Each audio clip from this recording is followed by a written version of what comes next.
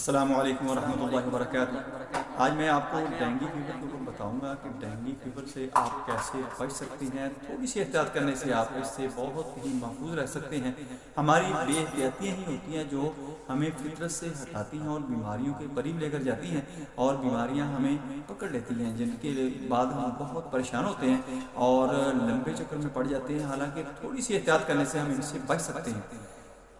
دوستو، ویڈیو کو آگے شیئر ضرور کر دیا کریں، جن کو نہیں ملتی ان کو ملنا شروع ہو جائے، اور اس ویڈیو کو اچھی طرح سنیں، دیکھیں، سمجھیں، آپ کو بہت زیادہ فائدہ ہوگا۔ میں ہوں ڈاکٹر حافظ افضل انجم، آپ دیکھ رہے ہیں یوٹیوب چینل۔ میرا آج کا جو موضوع ہے وہ ہے dengue fever, how to prevent dengue fever.